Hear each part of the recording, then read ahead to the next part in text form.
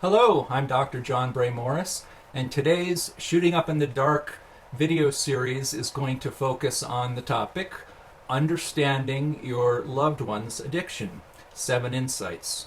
So this video is for all the millions of people who have a loved one in addiction, and they're stuck there, and it's so difficult and painful to deal with this, and even harder to understand it. Or maybe you've lost someone in addiction and you're trying to understand. And so this video is really meant to try and share what opioid addiction, and it applies to other addictions as well, but my experiences with opioid addiction, what that's really like from the person in the addiction's point of view. So from your loved one's point of view. Addiction is very difficult to understand, and honestly, as a physician, until I had my own personal experience with addiction, I didn't understand its dynamics very well at all. I was not able to help addicts, and I had very little understanding of actually what was going on with them. And today, I'm not only a physician, but I'm an addict in recovery with several years of recovery experience. And so I'm sharing all the knowledge and experience that I've gained to try to be helpful. I think that the difficulty persons without a serious addiction have in comprehending people with addiction or in addiction comes down to a disconnect rooted in lack of shared experience. But once you, as a non-addicted person, try to put yourself in the frame of mind of active addiction, it'll be easier to have a sense of what your loved one feels or felt, and to resonate with their experience, despite the reality that addiction is mental illness. It's a form of insanity. And I believe that we all have the capacity to become addicted to something, and that's just part of our human nature. I think that also opens a window to make it understood as well. And so to help you connect with what the opioid experience of opioid addiction is like, I'll share my experience personally, my observations, and some analogies comparing the experience of dependence on opioids with basic human dependence we can feel on other things. So here are 7 brief insights for understanding the addiction of someone you care for. Insight number 1. To the addict, the addiction, the drug, is experienced initially as an answer or a solution to their life's problems. At first, when a person predisposed to addiction experiences their drug, they may even perceive it as a miracle. For them, the drug profoundly changes perspective on their existence and on their life situations. And pain of all kinds, including subconscious, emotional, and mental pain, is, for those predisposed to addiction at least, eliminated in the person's experience, likely for the first time. So this often feels like liberation, a huge relief, and even the answer to life's problems. And I recall when I first started taking prescription medication, opioid medication, feeling as though I'd been given a secret antidote to life's difficulty and pain. Okay, so this is a powerful experience. The only experience that I could really compare it to in this phase or in this aspect is falling in love, when there's that extremely powerful initial attraction between two people that just changes outlook on life completely. It's actually stronger, I think, than falling in love, but that's the closest parallel example. Insight number 2.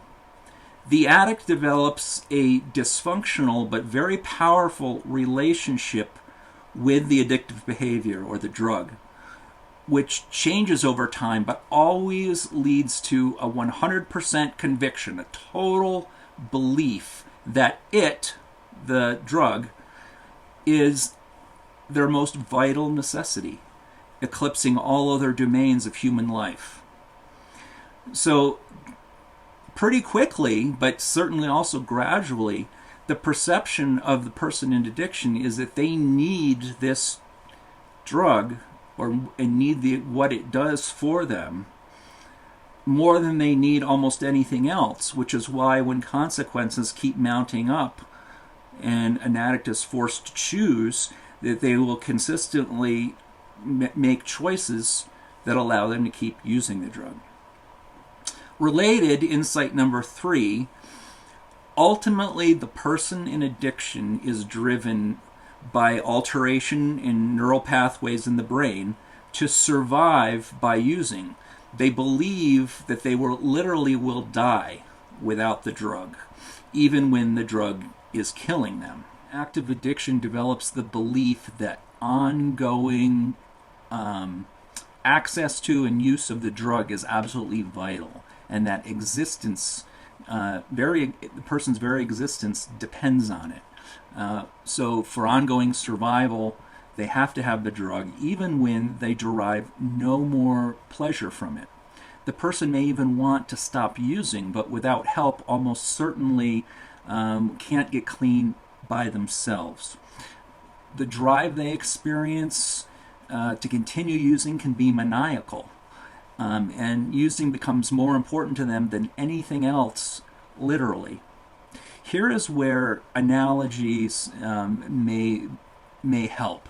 If you compare the dependence a person addicted to opioids feels for their drug, I think it's comparable to our need we have for air if we feel like we're suffocating, or how anyone stuck in the desert can be driven by the brain's survival instinct to obtain water, regardless of where that water came from, or what that may entail. I mean, just think about what a person stranded in the desert will actually do when seriously dehydrated. It's well known that people will drink urine, they'll drink muddy or dirty water, and suck moisture from the ground or from plants. And we don't consider this pathological, and it isn't. Well, opioid cravings feel exactly the same. I'm telling you that from my own experience. And full opioid withdrawal produces a massive drive to use more opioids. So if you can imagine that kind of need, that you perceive that your body needs something that badly, I can't give you any difference between what withdrawal feels like and the desperation I would feel for water, because I have been very dehydrated in the desert, or air when suffocating. It's so powerful. Insight number 4. Addiction is a mental illness and a brain disease. Now, as a disease, addiction is better understood, and research can focus on treatments, which is good. On a neurochemical level in our brains, opioids, when taken regularly over time, will, especially for persons prone to addiction, will hijack the brain's neural pathways, the nerve connections in certain circuits in the brain, such that the person really isn't themselves and is controlled by the addiction. And what's happening is that specific areas of the brain that are responsible for behavior reinforcement, reward, and survival are being affected by the opioid profoundly, and over time the brain actually changes. Changes in the addicted brain are demonstrable on MRI images, and functional changes in the brain are also shown scientifically by brain scanning. So the idea of addiction, drug addiction as a disease, is gaining more and more credence. Even those not psychologically addicted or prone to addiction, once taking opioid medications for a time, the brain becomes very used to it and a dependence develops. And then without the drug, a state of brain chaos will ensue for a few days, which is actually withdrawal. So this is why stopping opioids is very difficult, even for non-addicts, and this is discussed elsewhere in the video series. Insight number 5. To receive help of any kind, a person in active addiction must admit that he or she is ill, that he or she needs help, and be willing to make radical change in their life.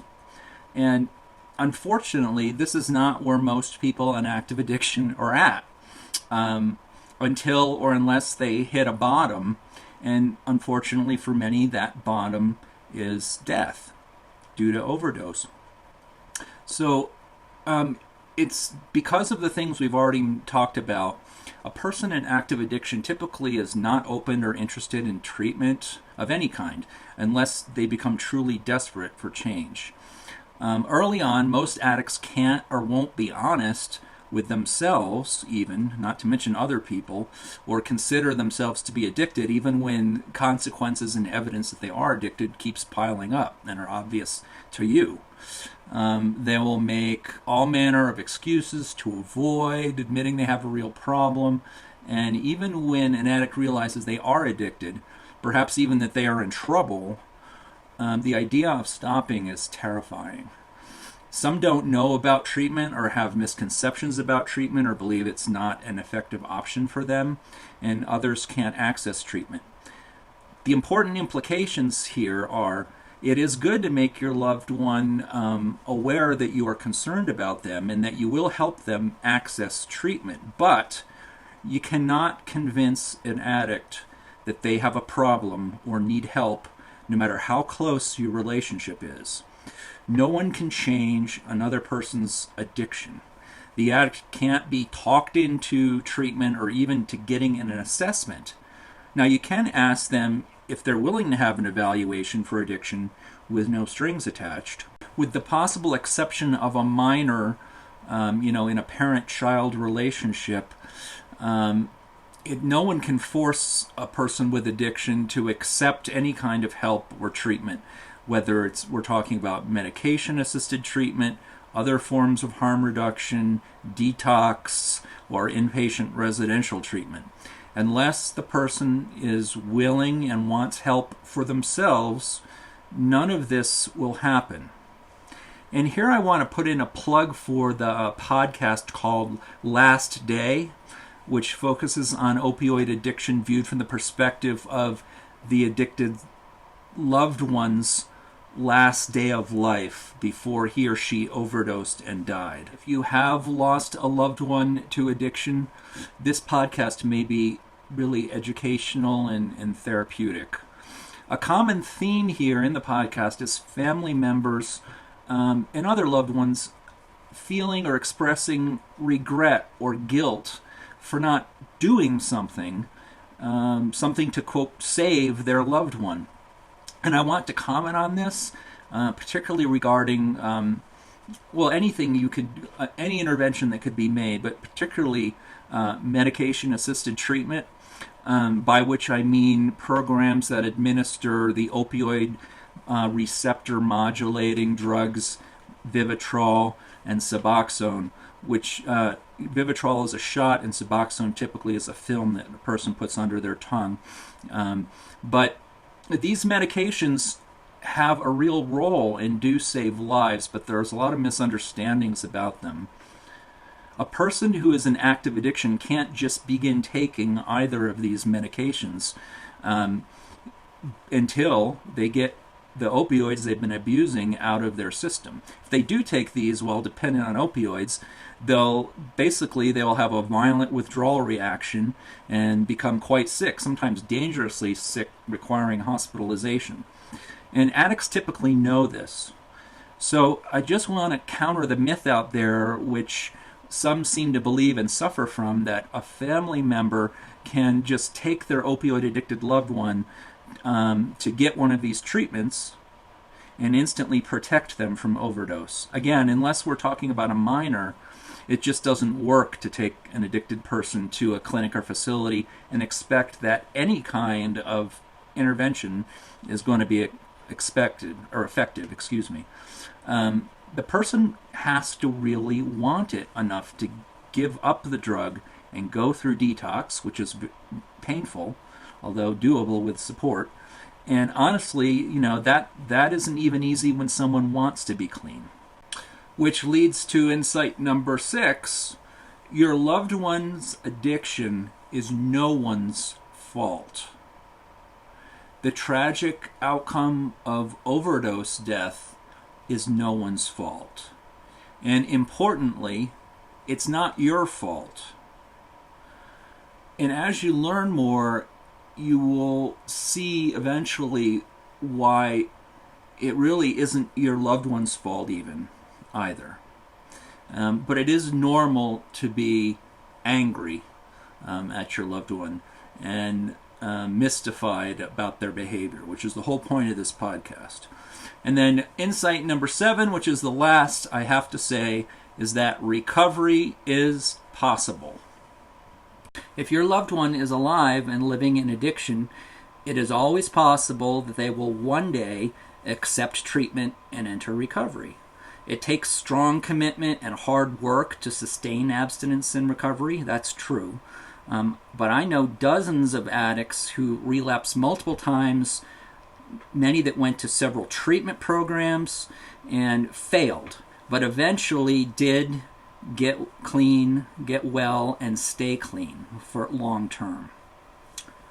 Sometimes it takes a tragedy or a near tragedy before a person with addiction's mind will open to the possibility to living a new and different life. But I don't believe that anyone's case is hopeless, regardless of how powerful the disease is. I've seen how the death of an addict can be meaningful and powerful in its effect on others. And I've seen lives undoubtedly saved because of another addict's passing. All right, those are my 7 insights. I hope that they serve you well. As always, I invite your feedback, and I'm certainly willing to do my best to answer any questions personally online. All right, take care, everyone.